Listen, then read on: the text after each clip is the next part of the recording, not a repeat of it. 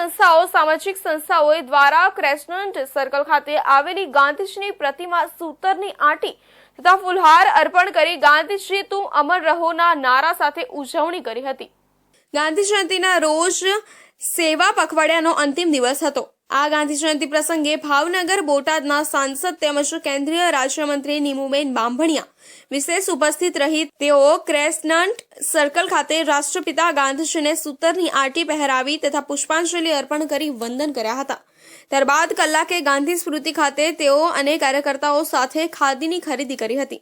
ત્યારબાદ સફાઈ અભિયાન અંતર્ગત શ્રમદાન કર્યું હતું અને અંતે સરદાર નગર ખાતે આવેલ ઝવેરચંદ મેઘાણી હોલ ખાતે વડાપ્રધાન નરેન્દ્રભાઈ મોદીના લાઈવ કાર્યક્રમને નિહાળ્યો હતો। આ પ્રસંગે શહેર ભાજપ અધ્યક્ષ અભયસિંહ ચૌહાણ, પૂર્વના ધારાસભ્ય Sejalben Pandya, mayor Bharatbhai Barad, standing chairman Rajubhai Rabadiya, મહામંત્રીઓ સહિત શહેર સંગઠન વરિષ્ઠ આગેવાનો, મહાનગરપાલિકાના ચૂંટાયેલા પદાધિકારીઓ અને નગરસેવકો, વોર્ડ સંગઠન તેમજ તમામ સેલ, મોરચાઓ અને સમિતિઓના હોદ્દેદારો તેમજ વિશાળ સંખ્યામાં કાર્યકર્તાઓ ઉપસ્થિત રહ્યા હતા। સ્વયંસેવી સંસ્થાઓ પણ જોડાઈ હતી તથા ગાંધી વિચારધારા અને મહાત્મા ગાંધીના સિદ્ધાંતોની હિમાયત કરી હતી તથા બાળકોને વિવિધ વસ્તુઓ આપી ઉજવણી કરી હતી। આમ બાળકોને ગાંધીજીના જીવન મૂલ્યોની માહિતી આપી હતી। આ પ્રસંગે સામાજિક શૈક્ષણિક સંસ્થાઓના આગેવાનો, આચાર્યો, શિક્ષકો, ભાઈ બહેનો ઉપસ્થિત રહ્યા હતા।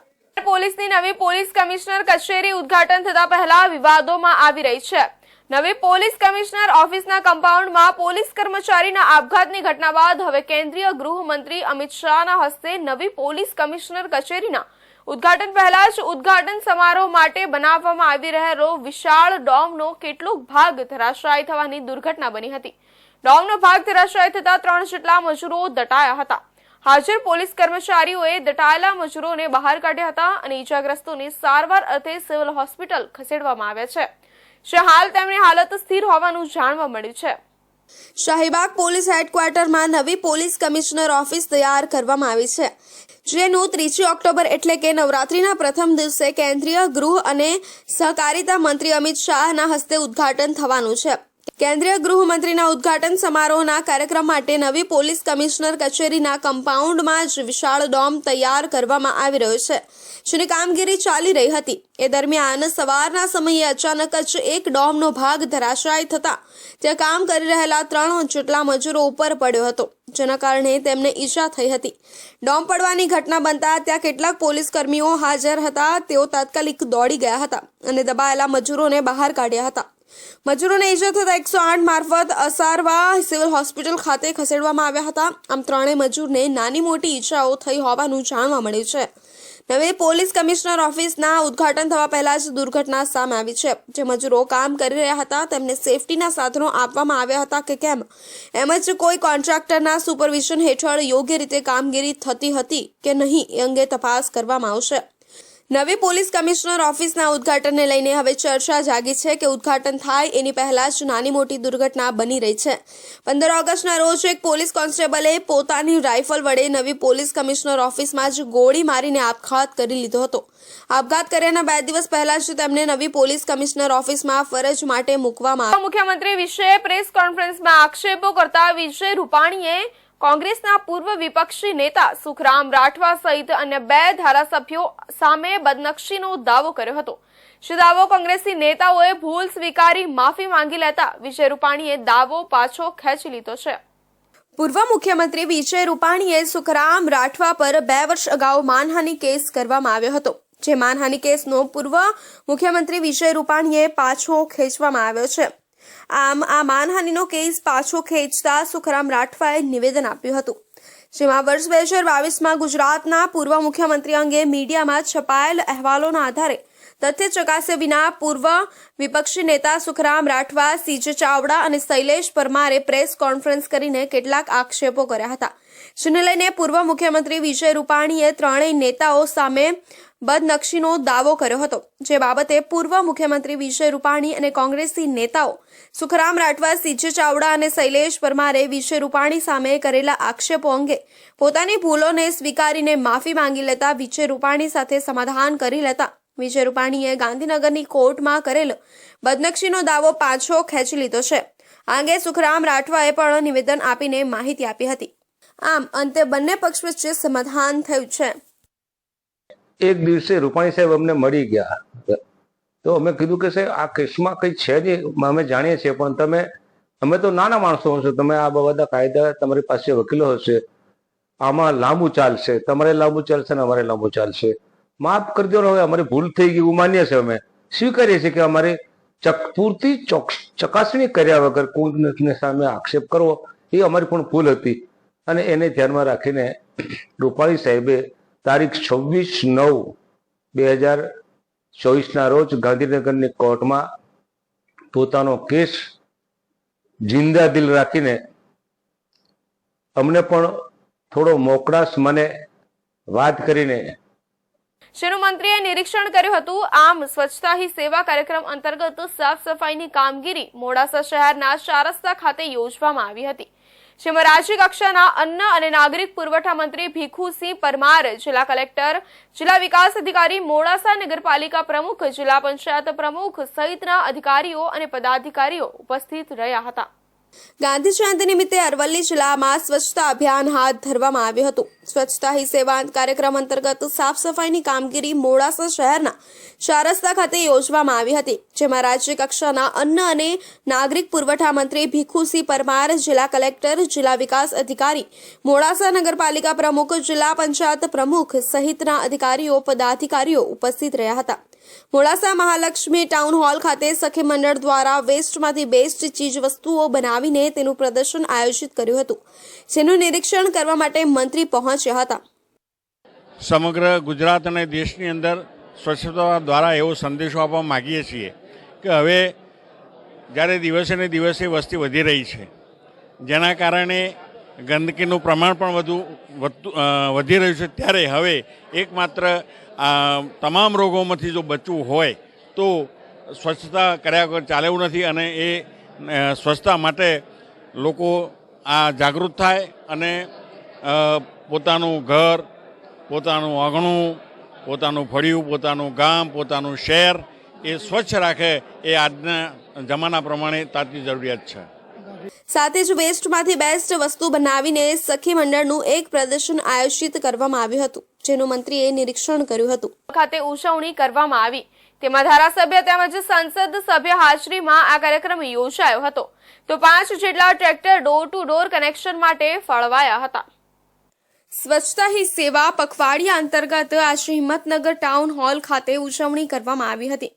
આમ તો 17 સપ્ટેમ્બરથી આ પખવાડિયાની શરૂઆત કરવામાં આવી હતી, જે 2 ઓક્ટોબરના રોજ અંતિમ ચરણોમાં પહોંચતા ઉજવણી કરાઈ, જેમાં મોટી સંખ્યામાં સ્થાનિક તેમજ નગરપાલિકાના કર્મચારીઓ ઉપસ્થિત રહ્યા હતા, જેમાં ધારાસભ્યો અને સાંસદ દ્વારા સ્વચ્છતાને લઈને શપથ લેવામાં આવ્યા હતા અને પોતાના દેશથી લઈ પોતાના મોહલ્લાને સ્વસ્થ રાખવાના શપથ લેવાયા હતા, જેમાં પાલિકા દ્વારા સ્વચ્છતા હી સેવા અંતર્ગત 5 જેટલા ટ્રેક્ટરો હિંમતનગરને સ્વચ્છ રાખવા ફાળવવામાં આવ્યા છે, જેમાં નવા ગામડાઓનો સમાવેશ કર્યો છે. તે વિસ્તારમાં 15માં નાણાં પંચ અંતર્ગત ફાળવણી કરાઈ હતી અને હિંમતનગર શહેર સ્વચ્છ રહે, લોકો ડસ્ટબિનનો ઉપયોગ કરે તે હેતુથી લોકોને પણ આ અંગે માર્ગદર્શન આપવામાં આવ્યું હતું. આજે સ્વચ્છ ભારત મિશનની 10 વર્ષ પૂર્ણ થયા છે. મહાત્મા ગાંધીજી આપણા રાષ્ટ્રપિતાનું પણ જન્મ જયંતિ છે. એ નિમિત્તે અને માનનીય વડાપ્રધાન શ્રી મોદી સાહેબના જન્મદિવસથી આજે 2 ઓક્ટોબર ગાંધીજીના જન્મદિવસ નિમિત્તે સેવા પખવાડાનો કાર્યક્રમ ઠેર ઠેર ઉજવાઈ રહ્યો હતો. એના ભાગરૂપે આજે અહીંયા પણ સ્વચ્છતા, સ્વભાવ સ્વચ્છતા, સંસ્કાર સ્વચ્છતા, સેવા સ્વચ્છતા એના અંતર્ગત માનનીય વડાપ્રધાન શ્રી મોદીજીએ જે સ્વચ્છતાનું આહવાન કર્યું હતું એ દેશની જનતા સુધી પહોંચ્યું છે. દરેક જણ સ્વચ્છતામાં ભાગીદારી લઈ અને દેશને સ્વચ્છ બનાવવાની મુહિમમાં આગળ વધી રહ્યા છે.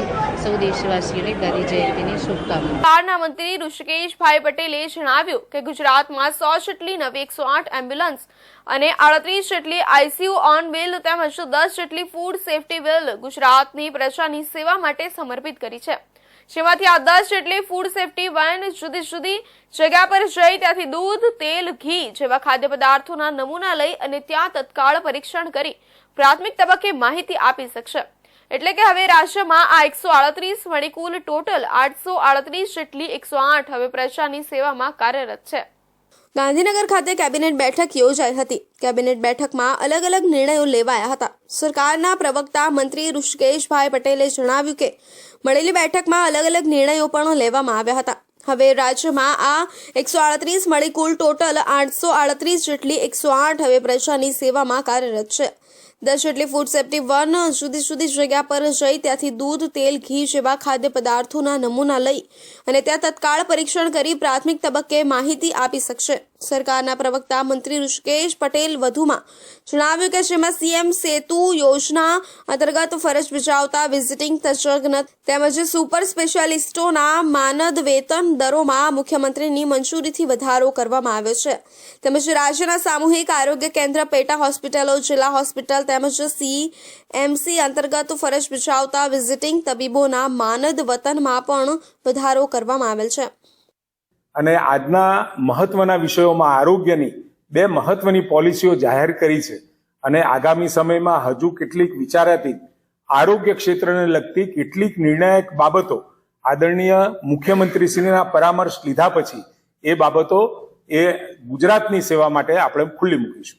પછી સાઉન્ડ વગેરે જે મને પૂરતી માહિતી નથી, પરંતુ એટલું તો નક્કી જ છે કે ગુજરાતની અંદર છૂટક મૂટક જે બનાવો બન્યા છે એના આધારે જે ઓબ્ઝર્વેશન થઈ રહ્યા છે એના કારણે ગુજરાતને મૂલવવું એનું મૂલ્યાંકન ખોટું થશે. પરંતુ અત્યાર સુધીની નવરાત્રિઓમાં તમે જોયું હોય તો બહેનો બિલકુલ ખુલ્લા હૃદયથી અને ખૂબ મુક્ત વાતાવરણની અંદર આ ગરબા રમવા જતી પોલીસ તંત્ર અને હર્ષભાઈ પોતે પણ આ બાબતમાં તમામ 9 દિવસ સુધી સતત વોચ રાખી ક્યાંય અનિચ્છનીય છૂટક મૂટક પણ ઘટના ન બને એનું ગૃહ વિભાગ સંપૂર્ણ ખ્યાલ રાખી રહ્યો છે.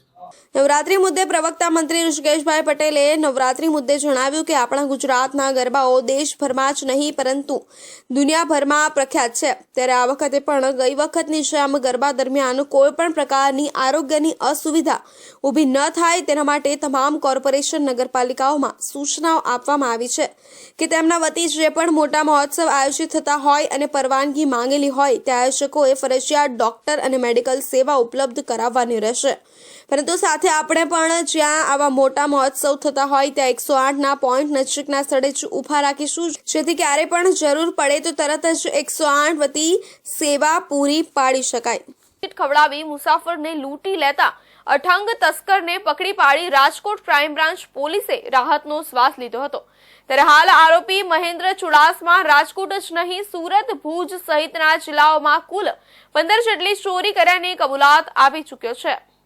વાત કરીએ તો છેલ્લા થોડા સમયથી રાજકોટના ગ્રામ્ય વિસ્તારો સહિત સમગ્ર ગુજરાતમાં બસમાં મુસાફરી કરતા લોકોને કેફી પદાર્થ ખવડાવી લૂંટી લેવાના બનાવો પ્રકાશમાં આવ્યા હતા, જેને લઈ રાજકોટ પોલીસની ક્રાઇમ બ્રાન્ચની ટીમને ખાનગી રાહે બાતમી મળતા રાજકોટના ગ્રામ્ય વિસ્તારોમાં વોચ રાખી મૂળ ડાકોરના અને જ્વેલર્સ તથા કપડાના કામ સાથે સંકળાયેલ મહેન્દ્રસિંહ ચુડાસમાને પકડી પૂછતાછ કરતા પોલીસને ચોંકાવનારા બનાવો સામે આવ્યા હતા. જેમાં આરોપી મહેન્દ્ર ચુડાસમા કોઈ બસમાં મુસાફરી કરવા માટે બેસે અને બાજુમાં બેસેલા મુસાફરની સાથે મિત્રતા કેળવી ચા પાણી સહિતની વસ્તુની સલાહ કરે અને જ્યારે કોઈ મુસાફર એની સલાહનો સ્વીકાર કરે એટલે ચા પાણી પીવડાવ્યા બાદ આરોપી તેના બેગમાં રહેલું બિસ્કિટનું પેકેટ કાઢે, જેમાં આરોપીએ ક્રીમની અંદર ઘેરના ટુકડા મિક્સ કરી બિસ્કિટ પેક કરી અને તે પહેલા મુસાફરને ખવડાવે. થોડી વારમાં મુસાફર બેભાન થઈ જાય એટલે આરોપી મહેન્દ્ર ચુડાસમા તેની કિંમતી વસ્તુઓ અને પૈસા લઈ નજીક કોઈ સ્થાને ઉતરી જતો અને અવનવી રીતે અનેક વખત ઘણા લોકો તેનો ભોગ બન્યા હતા. રાજકોટ ક્રાઇમ બ્રાન્ચની ટીમને એવી બાતમી મળેલ હતી કે છેલ્લા 1.5 વર્ષની અંદર એક ઇસમ જે છે એ અલગ બસોમાં બેસી મુસાફરોને ઘેનની કોઈ પણ દવા પીવડાવી અને તેને લૂંટી રહ્યો છે. આ બાતમીના આધારે વોચ રાખીને એક ઇસમ જે છે જેનું નામ છે મહેન્દ્રસિંહ હરુભા ચુડાસમા તેની અટકાયત કરી અને તેની પૂછપરછ શરૂ કરવામાં આવી. પૂછપરછના અંતે તેવું ધ્યાન પર આવ્યું કે ઊંઘની જે ગોળીઓ જે હોય છે તે આ ઇસમ મેડિકલ સ્ટોર ખાતેથી મેળવી તેની પેસ્ટ બનાવી, એ પેસ્ટને બિસ્કિટ ઉપર ચોપડીને ત્યારબાદ જ્યારે એ મુસાફરી કરતા હોય ત્યારે પોતાની બાજુનો જે મુસાફર હોય તેને બિસ્કિટ ખાવા માટે થઈને આપી અને બીજો પણ નાસ્તો કરાવી અને જેવો પેલો વ્યક્તિ જે છે એ ઘેનમાં જતો રહે એટલે એ સાથે જ તેને લૂંટી લેતો હતો. જ્યારે આ વાત રાજકોટ પોલીસની ક્રાઇમ બ્રાન્ચને ખબર પડી કે તરત જ ક્રાઇમ બ્રાન્ચની ટીમ દ્વારા વોચ ગોઠવી અઠંગ તસ્કરને પકડી પાડી આગળની કાર્યવાહી હાથ ધરી હતી. ત્યારે હાલ આરોપી મહેન્દ્ર ચુડાસમા રાજકોટ જ નહીં પરંતુ સુરત, ભુજ સહિતના જિલ્લાઓમાં કુલ 15 જેટલી ચોરી કર્યાની કબૂલાત આપી ચૂક્યો છે. જેમાં વધુમાં આરોપી મહેન્દ્ર ચુડાસમા 1997-98માં વડોદરાના પોલીસના હાથે ઝડપાઈ ચૂક્યો છે, જેમાં તે સજા પણ કાપી ચૂક્યો છે. છેલ્લા ઘણા વર્ષોથી જર્જરિત હાલતમાં છે. વર્ષો જૂની આ શાક માર્કેટ મોટી સંખ્યામાં લોકો અહીં શાકભાજીની ખરીદી કરવા આવતા હોય છે. ત્યારે હાલ આ શાક માર્કેટમાં પોપડા અને ગાબડાઓ પડી ગયા છે અને આ શાક માર્કેટ શહેરની એકમાત્ર મોટી શાક માર્કેટ છે. ત્યારે ક્યારે રિનોવેશન અથવા નવી શાક માર્કેટ બનાવવામાં આવશે તેવી વિપક્ષ માંગ કરી રહ્યું છે.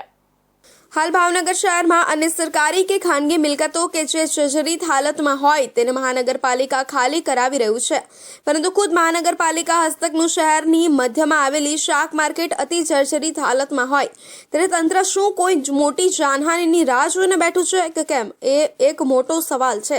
ત્યારે અહીંના વેપારીઓ આ જર્જરિત શાક માર્કેટને લઈને પણ તંત્રને અનેકવાર રજૂઆતો કરી ચૂક્યા છે, છતાં પણ તંત્ર દ્વારા આજ દિન સુધી કોઈ કાર્યવાહી કરવામાં આવી નથી. હાલ જ્યારે ચોમાસાની સિઝનમાં તેમજ ચોમાસા પૂર્વે મહાનગરપાલિકા દ્વારા શહેર વિસ્તારમાં આવેલી ગુજરાત હાઉસિંગ બોર્ડની મિલકતો તેમજ ખાનગી મિલકતો કે જે અતિ જર્જરિત હાલતમાં હોય તેને ઉતારી લેવા અથવા રિપેરિંગ કરવા અને જો બિલ્ડિંગ અતિ જર્જરિત હોય તો તેને ખાલી કરાવવા માટેના પ્રયાસો થઈ રહ્યા છે અને નોટિસો પણ આપવામાં આવી રહી છે.